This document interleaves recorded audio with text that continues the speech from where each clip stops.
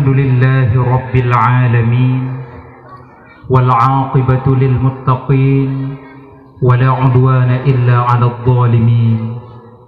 Wassalatu wassalamu ala sayyidina Muhammadin sayyidil anbiya'i wal mursalin, wa ala alihi wa sahbihi al mujahidin at-tahirin, amma ba'd. Segala puja pada hakikatnya mawa kepada Allah Subhanahu wa taala. Yang pun nilai pu bahasa ada pakai habai. Bahasa Aceh je kan? Lo insya-Allah bahasa Aceh, bahasa Indonesia, bahasa Arab je lo baca-baca, atau baik nelake bahasa Inggeris, bahasa gayo nyan golom je tu. Jadi segala puja pada hakikatnya mawa kepada Allah Subhanahu wa taala.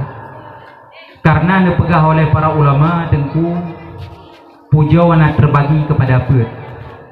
Yang pertama adalah yang disebut dengan puja qadim kepada qadim, yaitu Allah Subhanahu wa taala memuji dirinya.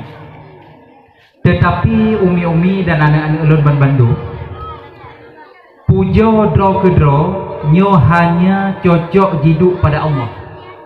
Karena dipegah dalam sebuah hadis kursi, al-kibriya'u atau at-takabburu ridai, takabbur adalah pakaianku. Maka oleh karenanya umi-umi dan adik-adik sekalian, getanya be roh untuk tak puja-puja roh. Dan le getanya be terpancing watena urang ke puja roh. Watena urang ke puja roh, itanya pita puja be. Na tidra urang ke pegah lun Bandung woi Malaysia manteng.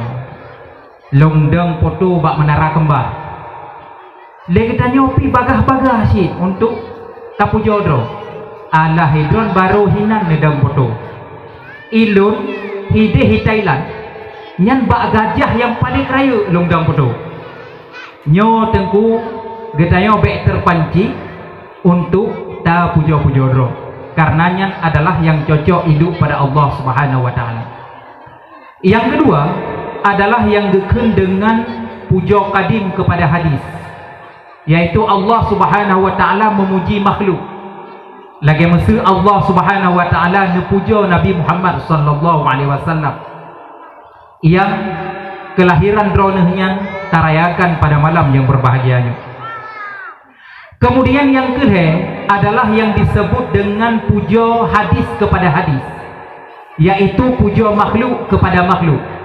Nyo tengku dipegah oleh Imam Al-Ghazali, dalam adab pergaulan dibolehkan untuk memuji sedikit, tetapi asal nama berjujur. Dan baik tak puja orang yang kira-kira menyota puja beratai bahu ke nyan baik tak puja.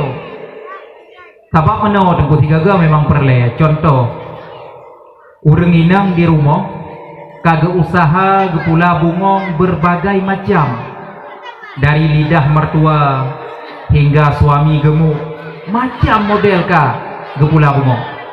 Watai ketebiat urang agam gekalan hana gepermen membaca utpi nyo urang inang red ate ge. Tetapi seandainya watai ketebiat urang agam gekun tak laga ka rumah tanya lawe na bungongnyo nyan menyo lagi nyan insyaallah tinggal bak-bak jalan ke dia pula lo ya. Jadi dalam kondisi lagi nyan tiga-ga asal nama bejek kemanyang tat bahu urang nyan menurut Imam Al-Ghazali boleh untuk tak puja tapi kedoro. Dan yang terakhir adalah yang disebut dengan puja hadis kepada qadim, yaitu puja makhluk kepada Allah. Nyogeh yang selalu kita panjatkan, yang selalu kita sebut-sebut hal-hal yang baik tentang Allah Subhanahu wa taala, nyan keh yang geken dengan puji.